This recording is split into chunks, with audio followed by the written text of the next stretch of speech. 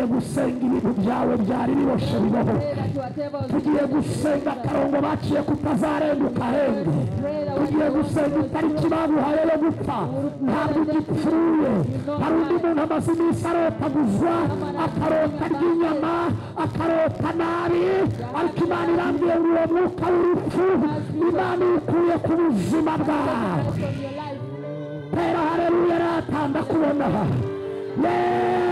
ntabwo ugipfuye ntabwo ugipfuye ntabwo ugipfuye ntabwo ugipfuye sifa nizako Mana yampamagaye umuntu utware bwo kuboha no kubohora mpagaze kuri uyu musozi ndabohora iby'abapapa ndabohora iby'abagabo ndabohora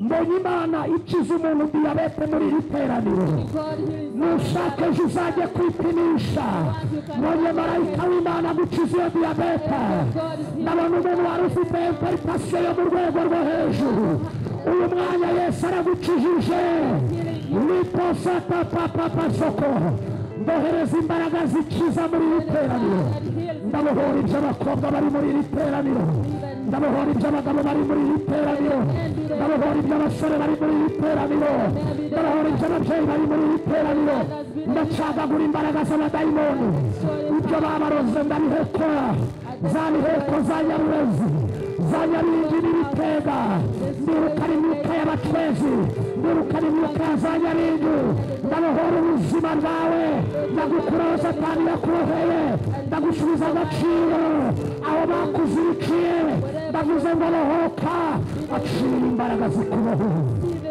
to be delivered in Jesus' name.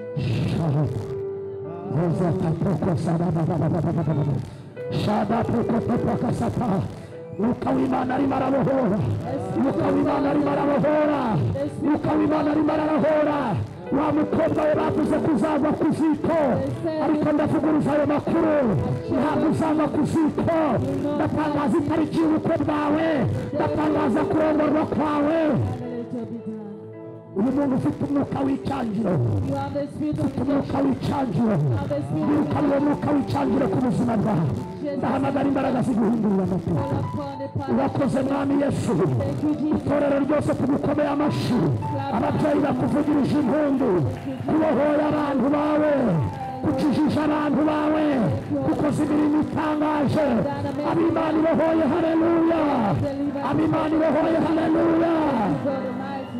Thank you, God Almighty. Thank you, Jesus. Thank you for delivering your people, Lord.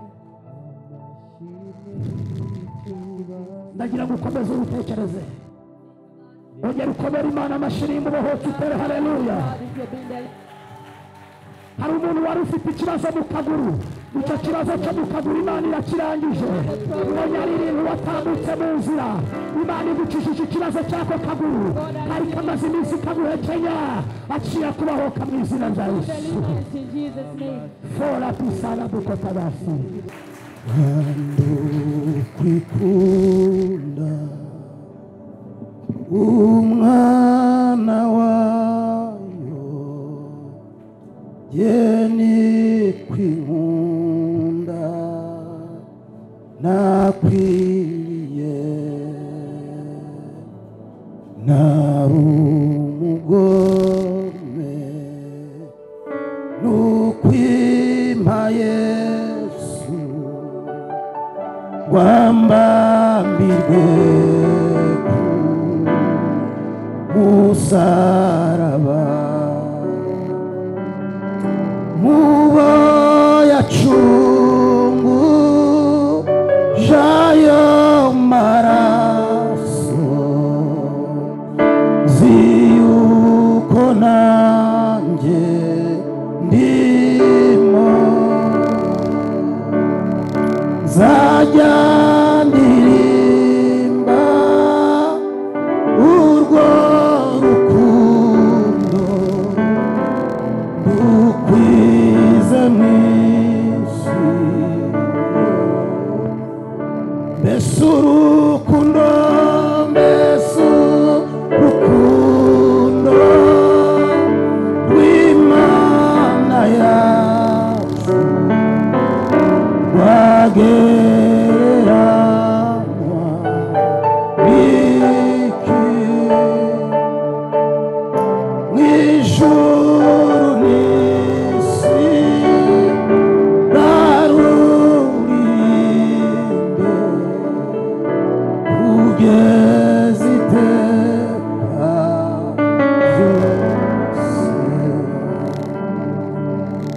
Imana ibaha umugisha mwakicarira. Reka dusangire ijambo ry'Imana. Mwaramutse neza. Reka dusangire ijambo ry'Imana dusanga mu butumwa bwiza bwa Yesu Kristo. Share the word of God from the gospel of Jesus Christ. Uko bwanditswe na Matayo. Written by the book of Matthew. Igice ni cya 21. Chapter 21. Turahera kuri uyu murongo waho wa mbere. We start from verse 1. Bageze bugufi bw'i Yerusalemu bajya Betifage ku musozi wa Elayono, maze Yesu atuma abigishwa be babiri arababwira ati mugende mujye mu kirorero imbere, uwo mwanya muri bubone indogobe izirikanye n'iyayo, muyiziture muzinzanire, ariko nihagira umuntu ubabaza ijambo mumubwire muti databuja. Imana ibahe.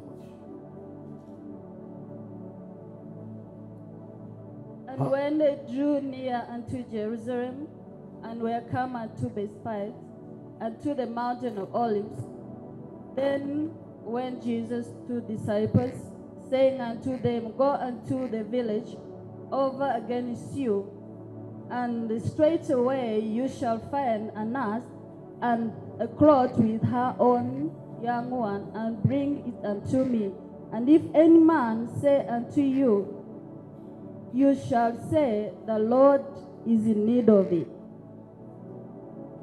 Uyu munsi ndashaka ko tuganira ku ijambo ryitwa kuboho. I want to share the word that talks about deliverance. Mbere yuko mvuga kuri iri jambo ndabanza gushimira umubyeyi.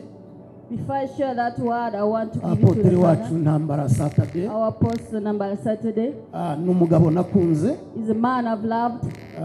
Impamvu mvuze ko namukunze suko ndi hano. I don't say love him because I'm here. Ahubwo nabibimubwiye ntaragera hano. I told him before I came here. Namikundiye ibintu byinshi. I loved him because of many things. Icyambere namukundiye. The first thing I loved him about, Cyatunaniye nk'abanyarwanda. that we felt as Rwandans, Ntabwo agira uburyarya. he's not an hypocrite man. Amen. Naragenze mw'abantu mu bumundeba. As you see, Nabanye n'abantu benshi batandukanye. I've been with different people. Kandi nabaye muri society nyinshi zitandukanye. I've been in many different societies. Ariko natangariye umugabo bita Ntambara Saturday. But I'm surprised and amazed about the man called Saturday. Mu myaka igera muri 2 tuziranye cyangwa muzi. In 2 years knowing each other, Hari ikintu namusanzemo gikomeye. there's something powerful I found in Ni him. umugabo ugira ukuri. He's a man that is truthful. Bitajya mara kubwira ngo ntibijyamo. If things are not working, he'll tell you straight Nta away. buryarya buri mu He mutima we. doesn't have any hypocrisy in him. Ndababwira ikindi cya kabiri ndekeraho kuko ni byinshi. There are many things. I'll tell the second things and I'll stop. Namubonyemo ikintu cyananiye abantu. There's something I tell people. Ni umugabo uca bugufi. He's a man that humbles Namwe himself. niko mwabibonye. Nimba ariko mwabibonye mukomere Imana We amashyi. have seen it clap hands to God. Ibi byonyine bibiri Only those two things, muri byinshi igihe namuvugaho among the many things I can byanteye say, kumva mukunze. cause me to love him. Ndavuga ngo uyu munyarwanda utagira uburyarya abaho. This Rwandan is not hypocrite. Ndavuga ngo uyu munyarwanda uca bugufi abaho. This Rwandan who is humble is Ariko there. nza gusanga hari icyo yamenye. Then there's something as Nza known. gusanga hari imbaraga yindi imukoreramo. There is a power that works within him. Yakiriye Yesu. To receive Jesus Christ. Ntabwo yumvise Yesu. Never had Jesus. Ahubwo But yaramwakiriye. received him. Hari abantu bumvise Yesu Jesus. batamwumvise Who never had him. ahubwo barimo But Yesu. they have Jesus within Umuririmbyi them. w'igiswahili Sing as yaravuze ngo ndimo ndani ya Yesu na burudika.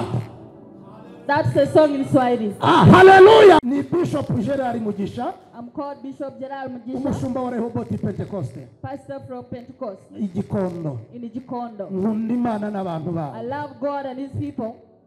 Oh haleluya. Amen. Imana ishimwe. Praise God. Naje hano mbakumbuye. I came here, I was missing Kandi you. nabisengeye. I prayed for it. Nabisengeye. I prayed over it. Maze iminsi ndi mu masengesho. Spend time in prayer. Mbwira Imana ngo Mana, I was telling God, ndashaka kuba undi muntu udasanzwe. I want to be another special Ndashaka person. ko ubwoko bwawe bwongera bukakubona. I want your people to see Rero you. naje aha I nasenze. came here and I prayed. Ndashimira umushumba Korode Thank for Pastor Koron ndetse na madamu we. and his wife. Mu gitondo nshatse uburyo ngera hano. The morning I found a way to come Imodoka here. yagombaga kunzana The car that yanze. was set up to bring me failed. Madamu Korode ndetse na Pastor Then Korode Pastor Koron and the wife barambwira bati wigira ikibazo. said, don't find a Turaje problem. kugufata We'll come tukutwara. to pick you and take you to church. Ntabwo byoroshye kwitanga It was not easy kuva mu karere ka Bugesera from Bugesera. bakangeza hano hantu. They brought me to Mwabashimiye mukavuga ngo Imana ibahe umugisha. thanks to God and God bless him. Imana ibahe umugisha. God bless you. Ntabwo nabyukiye mu gakiza. I didn't wake up in Ntabwo salvation. navukiye mu I gakiza. was not born in Icyo salvation. ni ikindi gice ngezeho. That's another sector of Navukiye mu muryango utubaha I Imana. was born in a family that doesn't value God. Baraterekeraga They bakabanga. used to do witchcraft and other things. Ntabwo nigeze menya ibintu by'urusengero. I never knew things about Ntuze church. kubona mbivuga ngo ugire ngo nuko When nabivukiyemo. I talk about it, I would Oya ni ubuntu bw'Imana. it's the grace of God. Rero uwo muryango nawukuriyemo. That family I grew up Data in. yari afite abagore babiri. My father had 2 wives. Kandi data yarabaye sushefu ku ngoma z'abami. My father was a king of Dukomoka mu the gisekuru cy'ubwami aho bita kwa Rwogera. We are from the kingship family. Rero aho niho nakuriye. That's where I grew up from. Tudasenga tutazi iby'Imana. Don't pray and we never knew God. Mu myaka yanjye itandatu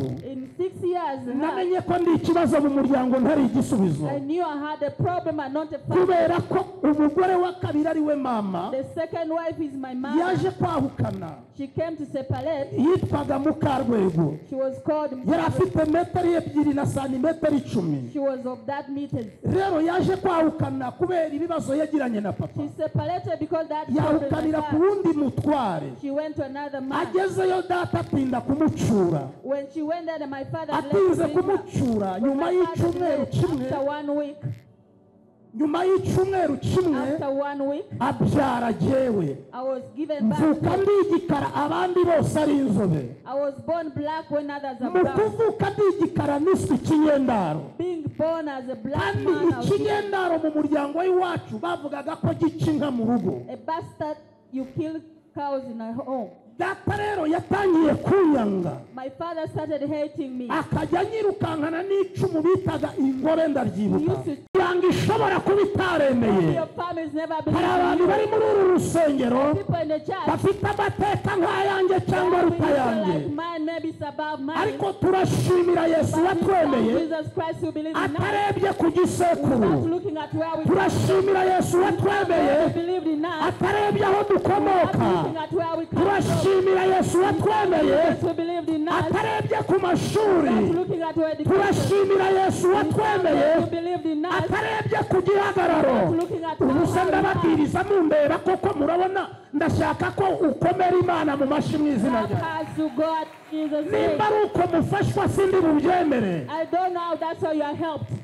Bwira umuntu mwegeranye ngo Yesu yarakwemeye. Tell your neighbor that Abatakwemera wibataho igihe. those who don't believe you don't Abatakwemera wibataho igihe. don't spend Yesu yarakwemeye. Jesus believed in you Atakwemera atarebye kavukire yacu. the way you are. Akwemera atarebye ku gihagararo. Without looking at Akwemera atarebye ku mashuri. never looked at you. Haleluya.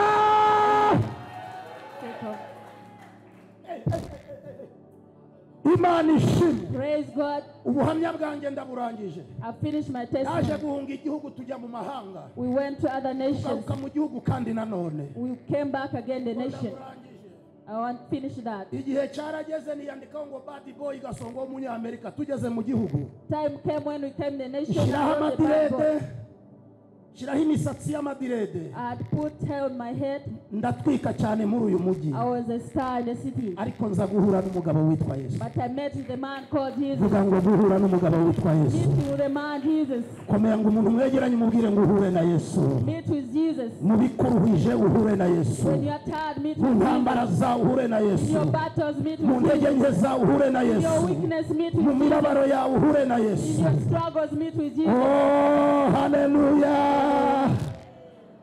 Imana ishimwe. Praise God. Mpura n'uyu mugabo ahindura identite yanjye. I met with Jesus and changed my identity. Uwitwaga Gasongo w'umunyamerika. The one who was called Kasongo of Uwitwaga America. bad boy. The one who was called a bad Uyu boy. munsi ni umushumba. Today is a pastor. Uyu munsi ni umukozi w'Imana. Today is a servant of God. Ndagira ngo urebe umuntu mwegeranye. Tell your neighbor. Umubwire ngo nta kure habaho Imana itagukura. You are not far. Bimubwire kandi ndabona abantu bandeba gusa. People are just kundeba ni byiza ariko ndashaka ko nafashwa. Mubwire ngo nta hantu Imana itagukura. nowhere God cannot. Mubwire ngo nta kure Imana itagukura. Mubwire ngo kandi nta hantu heza Imana itakugeza. Abera b'Imana bavuga ngo amen. Amen. Ubwo ndabusimbagurutse ubuhamya burarangiye. That is finished. Ongera uhobera umuntu mwegere mubwire ngo Gerard arakwishimiye. Just bless your neighbor and mubwire cyane mubwire ngo arakwishimiye. say he's pleased with you. Mubwire ngo arakwishimiye. Say pastor Nimba nakwishimiye rero nawe biragusaba you kunyishimira. have to be pleased with me. Dufashe ku makuru amwe. We talked about different Uyu things. munsi ngira ngo murabizi ko ari ku munsi w'amashami. You know that today Kubasengeye kuri Kiliziya Gatolika. for those who prayed in the Catholic, Dusomye amakuru meza cyane. who read about news. Nta kindi cyanzanye ni amakuru meza nkuzaniye. What brought me the good news. Asimubwire ngo hari amakuru meza kuzaniye. Ariko What zikuza. good news brought for you. You know to go in the dry cleaner and wash my clothes. I wake up and wash. I come from Bugesera. I come to bring for you the good news. Gusa ntabwo uzi amakuru abantu bamaze iminsi baguha. You don't know the news I spend days talking about. Arabakubwiye ngo ntaho uzagera. That you won't reach Arabakubwiye ngo anywhere. ntacyo uzigezaho. That you won't touch Arabakubwiye ngo anything. ibyawe turabirambiwe. That we are tired of Reka you. mbabwire ni ukuri nuko mutabyumva ariko hari amakuru maze iminsi wumva. There is a spend days here. Amakuru akumenasa. The good news for you. Amakuru akudekuhaja. News that you need Nje to know. kuguha amakuru aguhakubaje. I've kept Nje kuguha amakuru akubwira ngo Imana yarabimenye. news that God knew. Nje kuguha amakuru akubwira ngo Imana irabizi. That God knows it. Nje kubwira amakuru avuga ngo bihorere. That be at Nje kukubwira ngo Imana ifite ijambo rya nyuma ku buzima the bwawe. last word in your Nje life. kukubwira amakuru avuga ngo igiye kubamba ijambo. Time has come. Nje kukubwira amahalale sokobodefa. Le ne possite plus sur les voshaï ni mandope. Le ne beaucoup de pas du sikiri bofa. Thank you for the answer. Imana ishimwe. Praise God. Yesu yerekezaga Yerusalemu. Jesus was going to Jerusalem. Ni nkuko wava hano werekeza mu mujyi. As you can leave, you are going to the Muri city. uru rugendo agenda. This journey going, Mu bigishwa ntawe amenya amakuru. among the disciples who knew the Nta news, nubwo bamenye ibyo ari kugenda they atekereza. never knew what you were thinking about. Kuko impamvu uraza kuyimenya nitugera imbere. They knew it when they got ahead. Muri uru rugendo rwerekeza Yerusalemu. Journey going to Jerusalem. Yagombaga guca ahantu bita Betifaga. He had to pass a place called Kandi Bethphage. Betifaga aho hafi yaho hari umusozi wa Near the Elayon. place there was a mountain called the Elf. Hari hafi yo kuri Elayon. It was near the olives. Ageze aha hantu When he reached that place, yumva hari ikibazo. he felt there's a problem. Ndashimira Yesu ujya umenya ahantu hari ikibazo. God understands why there's a problem. Hari abantu banyuze ku rugo rwawe. That people pass your place, Abandi banyura ku kazi kawe. people pass your place of work, Abandi banyura aho ukorera. pass where you work from, Abandi banyura aho utuye. pass where you live. Ariko ntawamenya ikibazo gihari. No one a problem. N'uwakimenye ntacyo The yagikozeho. one who knew the problem need that. Uretse kugihindura igitaramo Just change the no sacrifice, kugihindura ibiganiro. change the discussion. Ndashimira Yesu. Thank Jesus. Haleluya. Hallelujah. Mbega Imana, mbega Imana. Tuzamura amaboko dupepera Imana. Pray to God. Uyu munsi ni ku cyumweru. Today is Sunday. Vuga ngo uyu munsi ni ku cyumweru. Today is a Sunday.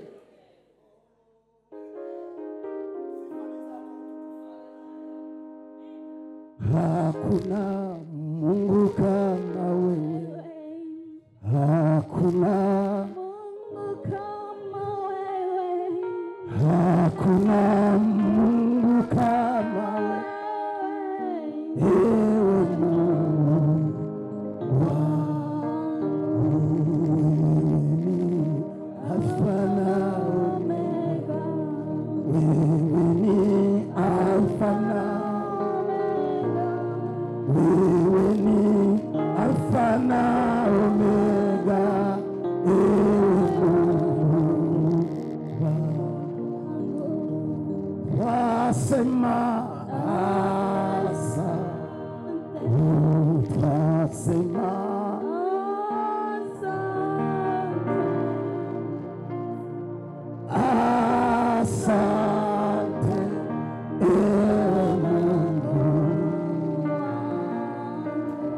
Betifage hafi ya Elayoni. Near the mountain called Ahageze aravuga ngo aha ntabwo mparenga. He said, I can't exceed this place. Mbabarira wumva aya magambo. Forgive me and understand. Birashoboka kuza kumva nandi. It's possible you can Birashoboka ko tuza gukomeza turya. you continue to feed. Ariko ageze Betifage When he reached at Bethphage, yari yarenze ahantu henshi. he had reached many places. Kuva Yerusalemu From Jerusalem kugera Yerusalemu to go to Jerusalem, uvuye aho Yesu yari avuye. where Jesus was coming from. Yaraciye mu birorero byinshi. He had passed so many valleys. Yaraciye mu mihana He myinshi. had passed in so many places. Ariko ageze Betifage When he reached arahagarara. Bethphage, he stood. Hey! Hallelujah! Arahagarara. He stood still. Birashoboka ko abigishwa bamubajije ngo uhagaritswe n'iki? It's possible the disciple asked why he's standing. Birashoboka ko bamubajije kubera iki uhagaze? Why are you standing there? N'iki kibaye? What is the problem? Arababwira ngo hari icyo nabonye. There's something I've seen. Sakuza uvuge ngo hari icyo yabonye. Something you had seen. Zamura amaboko uvuge ngo hari icyo yabonye. Something. Mbabwire kwizera ni ukumenya ibyiringirwa udashidikanya ko bitaza. Faith is to know without exceeding that things will happen. Arahagarara.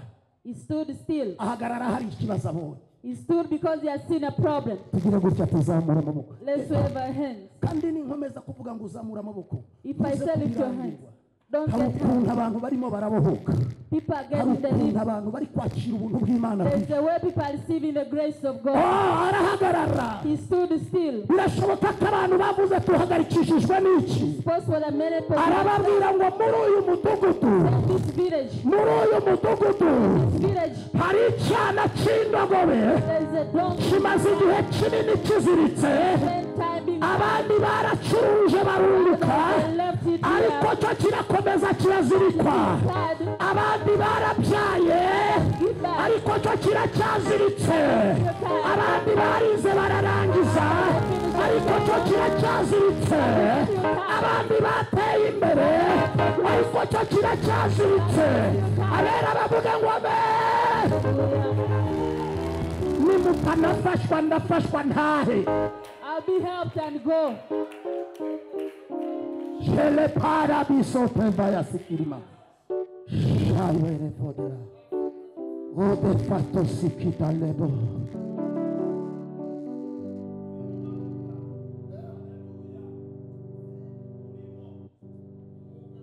Sifani zako utuku. Wewe umubwire ngo nta kindi kibazo ufite. Ask your neighbor, don't you have another problem? Erega bimubwira uwo muntu ni inshuti yawe. Tell Mubwire him ngo nta kindi kibazo ufite. there's no another problem that you have.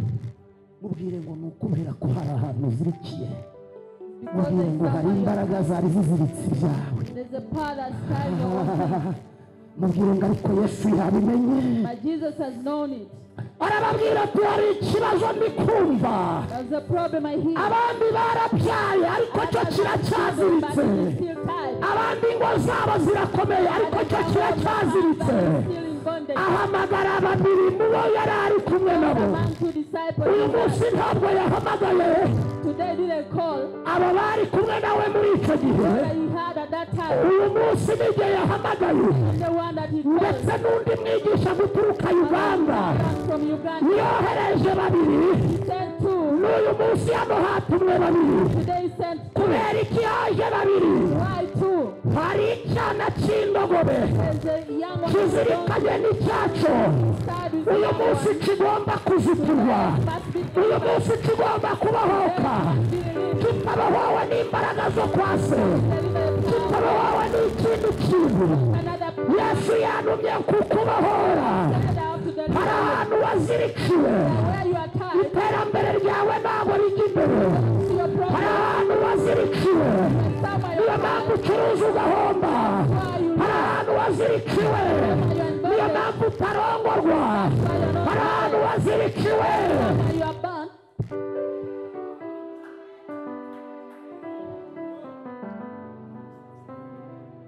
Nguzi umunyamwuka uteye haleluya. No one can say hallelujah.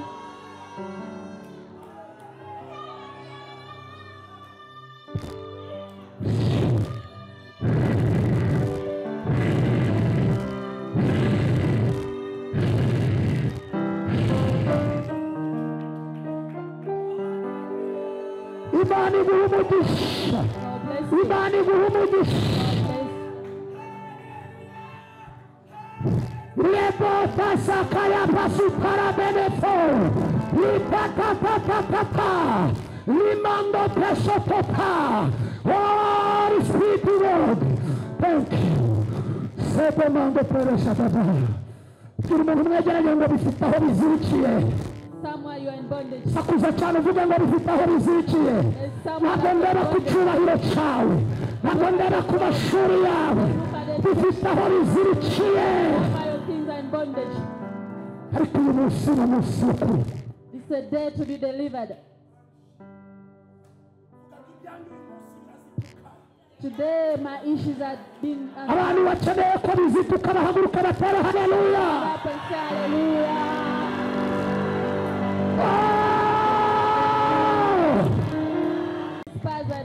Ndagira ngo uwo muza guhura wese umubwire ngo ibyanjye byazitutse, ibyanjye byabohotse, umwiryeho umubwire ngo burya si buno, ibyanjye byabohotse. Say I'm being delivered and my issues are delivered too. Ikinyemeza kuri kubyakira ni amafuti uza kwijamo. The anointing that you hear the word. Arababwira. Amen.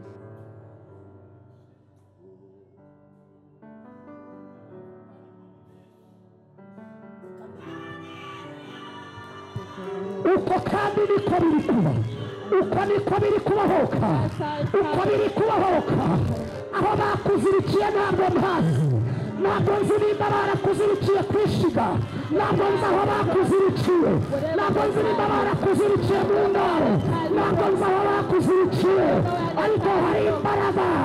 Hari umugabo wantumye aravuze ngo bohoka, aravuze ngo ibyawe nibizituke.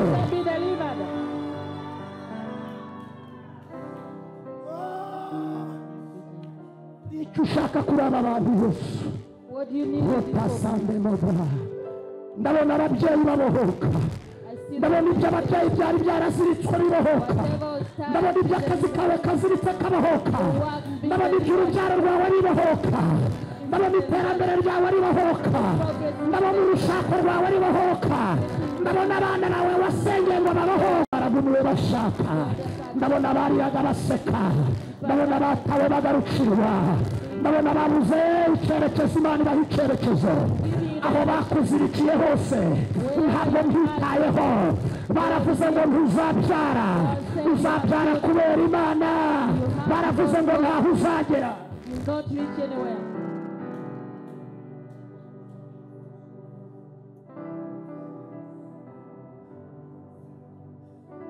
Ndumva Yesu ari kubohora abantu.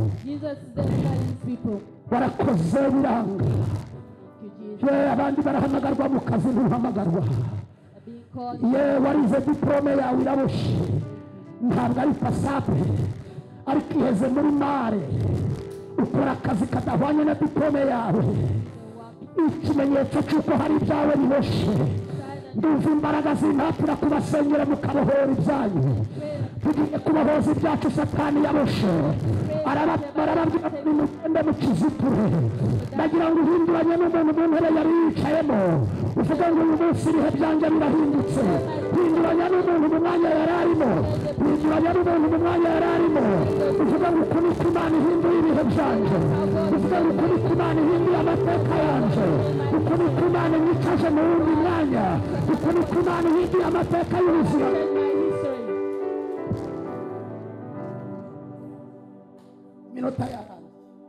Time is finished. We'll speak about it another time. I want us to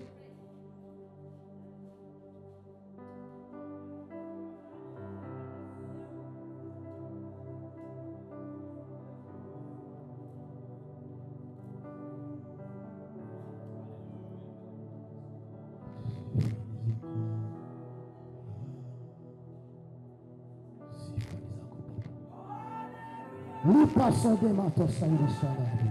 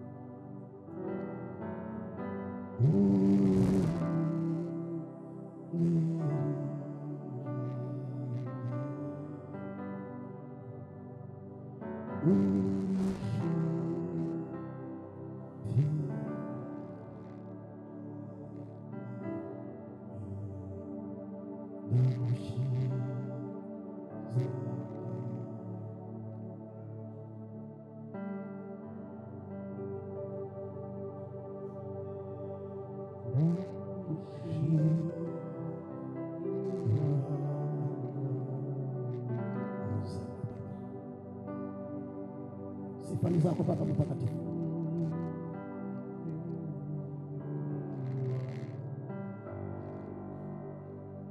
Tekereza ibintu biboshe ku buzima bwawe. You know the things are in bondage in your life. Uwambohoye yambwiye ngo yabohora ubuzima bwawe. The one who delivered me said he can deliver you too. Uwambohoye yambwiye ngo yakubohora. Set me free said he can set you free. Ntabwo uzi ingo ikuboshe. I don't know which bondage you are in. Ariko umwami yabonye ikibazo cyawe. But the king has seen your Nicyo problem. cyatumye ahagurutsa muri Uganda. That's why God people from Agahagurutsa mu karere ka Bugesera. from Bugesera. Kugira ngo uyu munsi abantu b'Imana babohoke. That is there the people of God. Ni wowe ugiye kubaka uru rusengero. They want to build it. Ni wowe ugiye gushyigikira umurimo w'Imana The hano. one is going to support the work of Ni God. wowe ugiye kuba umuciye kuri uyu musozi. It's going to be rich in Kuko aya mavuta ntabwo agusiga uko wari uri. that anointing cannot leave you the same.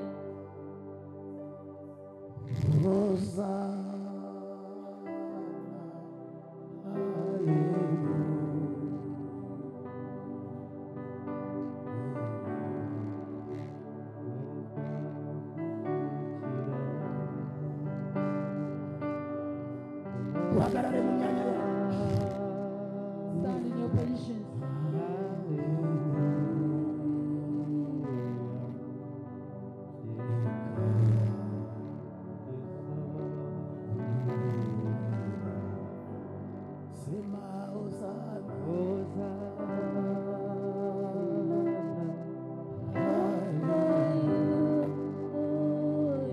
Muri iri teraniro mbonyemo umuntu umaze igihe kinini aribwa mu nda yo hasi. Someone who has Uyu mwanya Imana irakubohoye. time God is Mbonyemo umuntu wari ufite ikibazo cy'ikibyimba kuri matrisi. the problem on you. Uyu munsi Imana irakubohoye. God is delivering Hari undi muntu ajya yumva acitse umugongo mu buryo atazi. feels pain. Izo zari imbaraga z'abarozi. Uyu munsi urabohotse. Alakata posoko ya mama.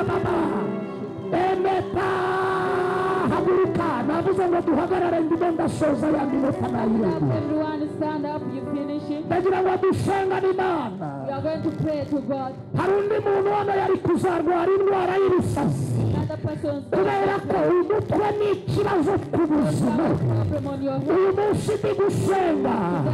Imana irambwiye ngiyo ngo Imana irayikubohoye. Deliver Imado paya satapa kosia. Ende tapo mefokotipa ya siteda. Sifa ni zako utukufu. Uyu ni umunsi wo kubohora. Ndasengera uyu mubyeyi umaze igihe kuri uyu musozi. Hagarara mu mwanya wawe. Ntabwo ndi butinde tuzasubira. We will not delay, we will do it again. Ndabasabye ntabwo mbasabirije. Fata umuntu mu kiganza.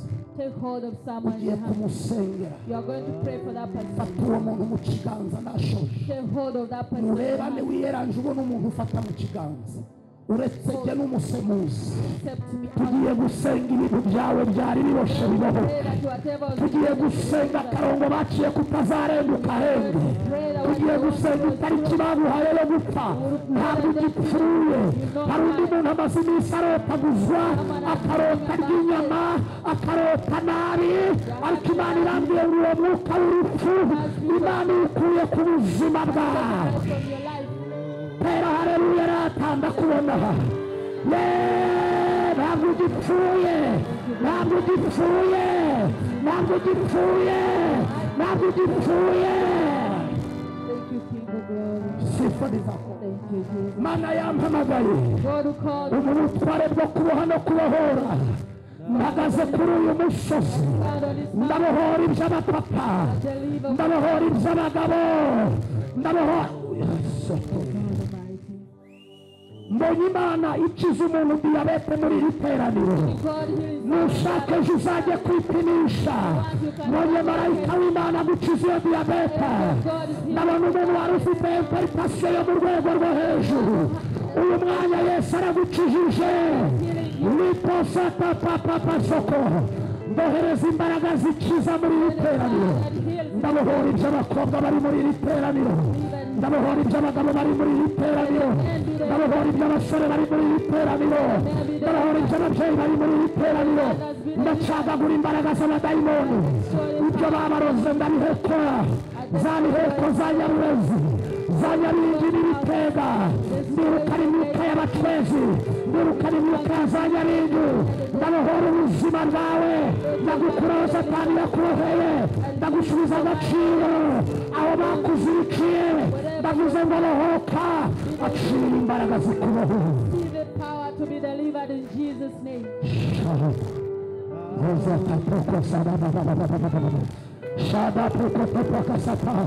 Mwuka w'Imana arimo arabohora.